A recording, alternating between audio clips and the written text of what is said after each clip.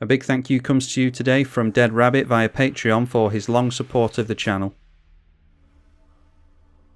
Marchesa, Dealer of Death is another crime-committing commander from Thunder Junction Mountain Railroad, and it's another hit for this great Magic the Gathering character. I've decided to build her with plenty of means of committing crimes, obviously, and with the loot effect on Marchesa, she makes for an excellent Reanimator commander. We've got basic means of committing crimes in typical Grixis fashion. Pretty much all the interaction is going to targets, so we've cherry-picked some of the best stuff in the Shard. Spot removal, counter magic, tuck effects, bounce. It all entails committing a crime and controls the board simultaneously.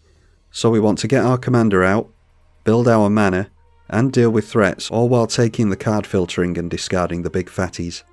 We've got some direct damage for crimes as well. We all know how good Orcish Bowmasters is, and Mayhem Devil will likely trigger a bunch with the abundance of treasures nowadays.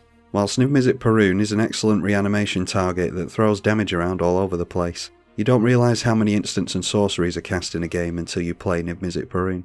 And how about some creature stealing outside of reanimation too, with Treachery and Bribery. Treachery is effectively free because it untaps the lands that you just used to pay for it, and Bribery will eventually put your opponent's creature into the bin when it dies, ready to be reanimated again. And you forced your opponents to use their interaction to blow up their own creature in some instances, so pulls double duty on that front. Speaking of targeted reanimation cards, let's have a look at some of them here. Reanimate, Animate Dead, and Necromancy all trigger our commander and effectively come with built-in card filtering. All of these can take any creature from any graveyard as well.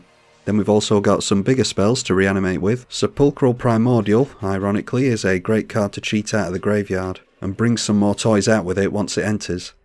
Breach the Multiverse is very likely to hit something upon resolution because it mills every player's library. And Virtue of Persistence again hits every graveyard, but triggers during each of your upkeeps, so the longer it stays in play the more value you're going to get out of this thing. At the very worst it can just kill off a creature for 2 mana. While we're here, let's look at the reanimation targets we've got in the list ready to discard to Marchesa. The new Gissa Hellraiser can litter the board with tokens and goes very nicely with the crime theme. Chrome is a means of refilling our hand, which I did want to have on some of the creatures in the deck. Another example of which is Nezahal. Do what we want to do during the course of the game anyway, and refill our hand simultaneously. In that same vein, we've got some removal tied to big creatures as well. Noxious Gear Hulk blows something up. Hullbreaker Horror bounces everything all the time. And Archon of Cruelty gives our opponents just as big a headache. We've got some other spells that are useful in the grave too, such as Anger, which will give all of our creatures haste. And then the flashback card advantage spells in Deep Analysis and Memory Deluge will allow us to keep digging.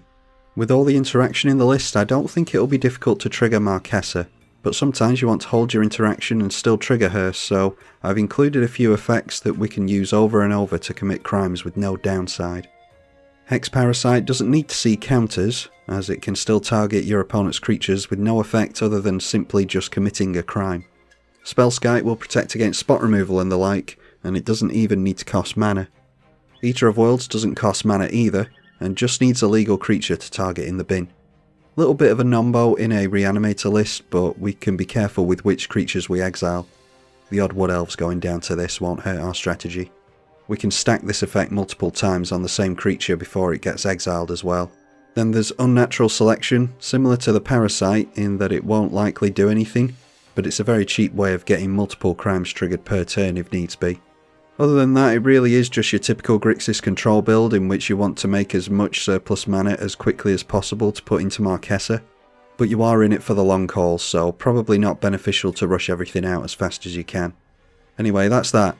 Did I miss anything?